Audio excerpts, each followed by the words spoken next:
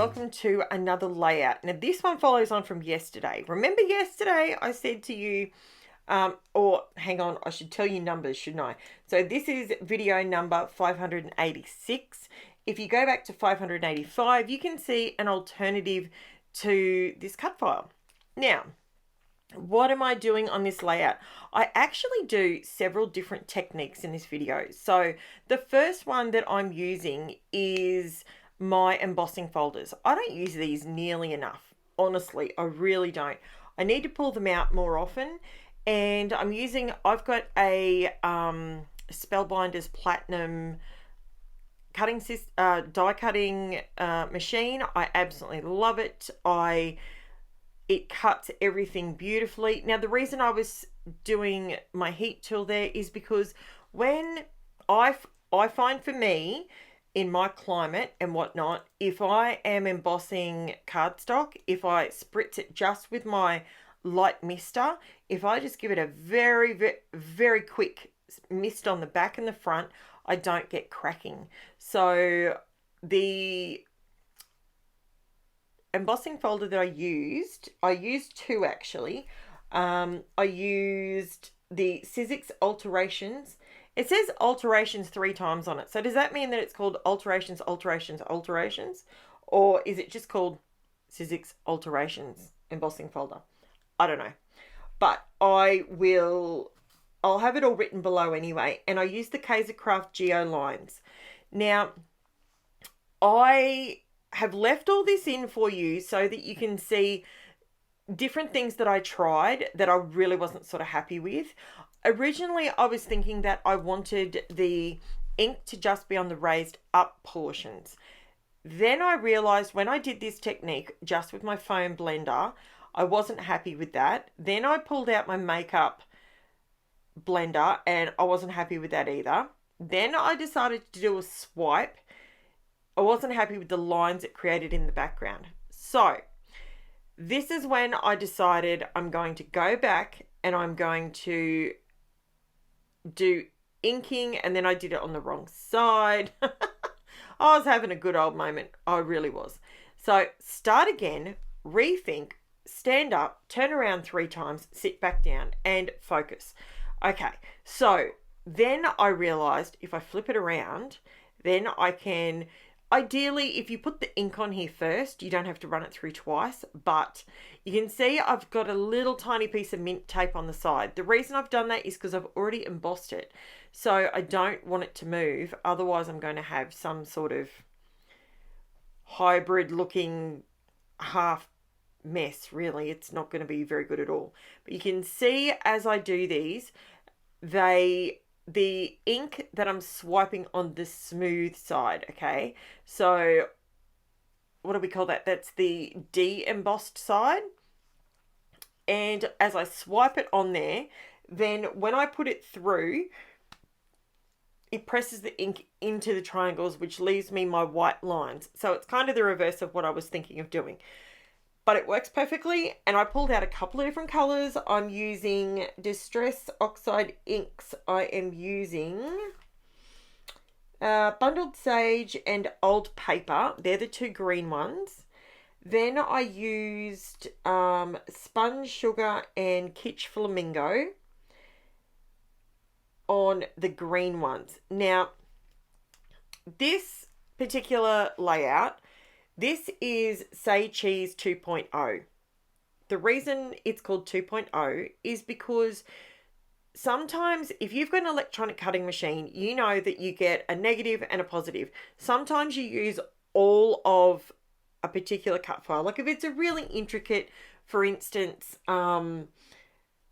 let me think, like a Paige Evans or a Paige Evans cut file, or a Cut to You cut file, or who's the other ones that I buy from? Actually, I haven't bought from her from ages. Virginia Walker from Confessions of a Paper Addict. Their cut files are, very floral, very, and when you pop them out, you kind of, there's not really a lot of uses for the leftover pieces. But when you get a PEARTREE cut file, what I've started noticing with these cut files is you've got a very obvious positive cut, and you've got a very, very usable negative cut. So what I did to show you that is yesterday's video was the positive cut, and today's is the negative. I think that's right. So what I'm doing here is, I will come back to that as we go along. So what I'm doing here is I decided to do some, at first, this is what I decided to do, and I was going to do dark on dark, light on light, and I was going to switch them out. Then I decided maybe I should mix them, and it's very, very soon that I realized, nah, scratch that, tone on tone, bang, there it is. So I don't make you sit there and watch me. I showed you the first few. I'm just cutting these out on the inside of the white lines on my second, because I did these all twice, right? So, and it just gives you a really cool sort of different look. Now, it's at this point in my mind, I was still thinking of using these rectangles as a whole. As you can see, I've got to trim around the edges to make them all even, because I've got bits hanging over and all that sort of thing. And I did remember that I really wanted to put this triangle over that patch because the ink didn't work too well on that bit. And going back, there's just no going back. When you do this technique, you don't want to add any more water. So wetting the oxide to get it to spread really wasn't going to work, because when you emboss something, if you wet it, the paper will swell. So that will cause your embossing to not be as crisp. So I didn't want to do that. Then I went through and I just trimmed these edges off. These are not perfect rectangles yet. So I'm just at this stage toying with how I'm going to do this. This is what I had in my head when I started. Okay. Now, watch this space evolve, because you can probably hear my brain ticking very shortly, and you've got to stick around for the very, very, very end. Once I do my close-ups, stick around for a couple more seconds, because I've actually got both Say Cheese 1.0 and Say Cheese 2.0 next to each other at the end of this video. So you can see the difference of the negative and the positive side by side. So now I decided to go in and trim these down so that they were all even rectangles. And I'm using my Creative Memories personal trimmer, which I absolutely love this thing. It is amazing. I really should buy another one and have it in the cupboard, because it really is the bomb.com. And this is only my second paper trimmer that I've ever owned from Creative Memories, and I've been scrapbooking now for over 20 years, so it's pretty good. Okay, so I've trimmed everything down, and this is when I realize all my edges aren't even. I'm not really liking where that's going, so I just sat it off to the side for a minute, because while I'm going, I've pulled out my, it's called TCW Tacky-When-Dry Gel Medium. This stuff, this is, if you love glitter, this is a game changer, because this particular, okay, you can get different brands of it, but it stays tacky once it's dried. So I've pulled out one of my sticky mats. I've stuck down my cheese. Now the cheese I actually put through with an embossing powder, an embossing folder, and that was the SIZZIX one, and just to give it some lumps and bumps and whatnot.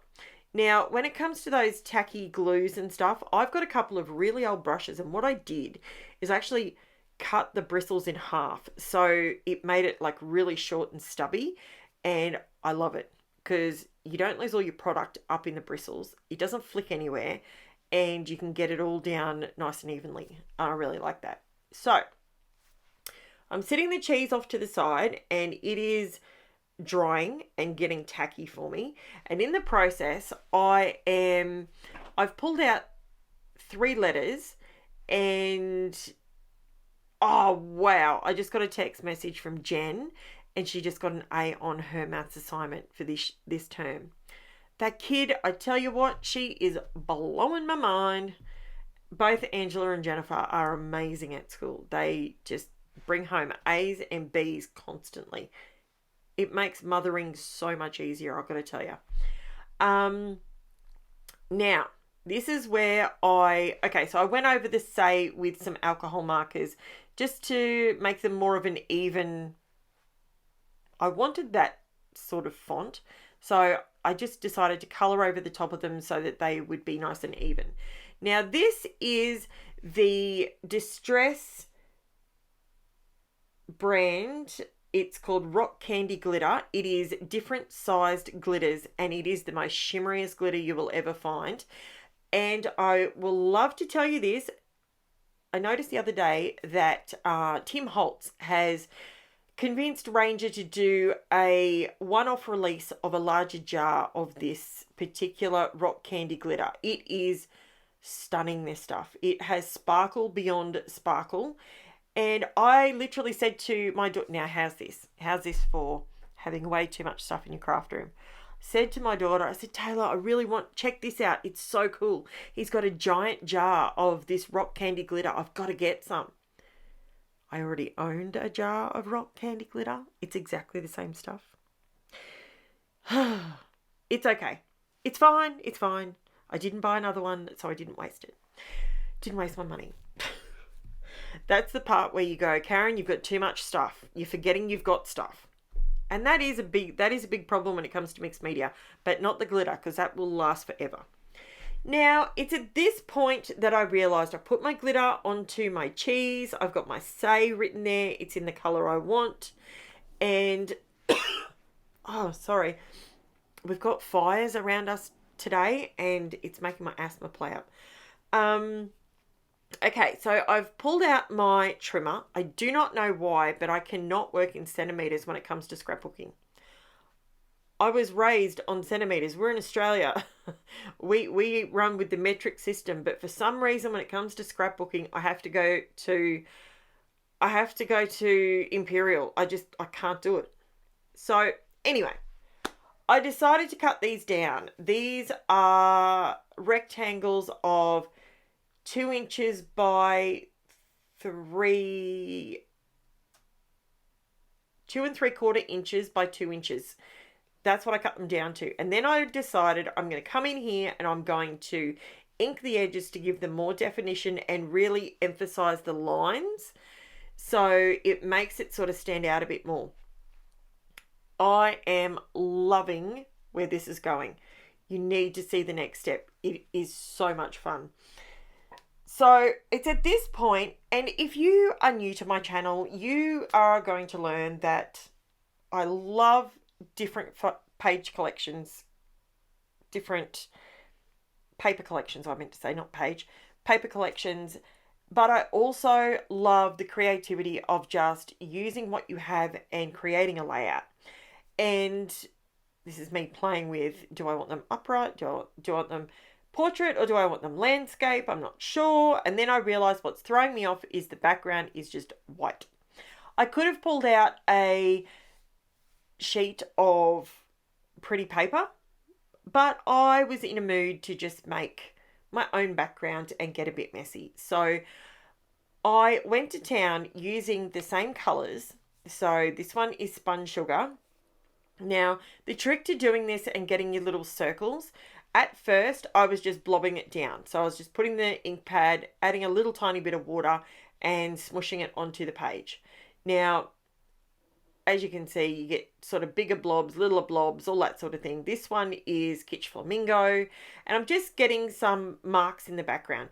And you cannot mess this up. It is so simple. What I'm saying, whilst I'm saying it's super simple, try not to use colors that are going to be really muddy together. So these colors all go together really well. So sage and brown goes together well. Sage and pink goes together really well. Brown and sage, I just said brown and sage. Brown and pink go together really well. So these colors go together and I love them. Now, don't stress about the big blobs that have turned up. Don't worry about it. Remember, just take 2 more steps, just 2 more, because you get a couple more steps is the difference between, this is another technique that I use. See how I scrunched up my cellophane? It gives me more of a splotchy effect rather than a blobby effect. So that one is a good one, especially if you're a bit nervous about it. So like I was saying, just take 2 more steps. Honestly, if you think to yourself, oh, I've muffed it, aha, that just means you haven't taken 2 more steps. You just need to keep going. You probably will feel when you first start out with your mixed media, whether you're using paint, whether you're using ink, oxides, oxide sprays, stains, all of those things, it doesn't matter which one you use. If you put just that tiny bit more on, I find that just keep going, that just keep going vibe, trust me, it works. At this point, now you can see it's starting to come together. So I've pulled out my fan brush because I'm wanting to add, instead of odd shaped splotches now, I now want little tiny splatters, teeny tiny splatters.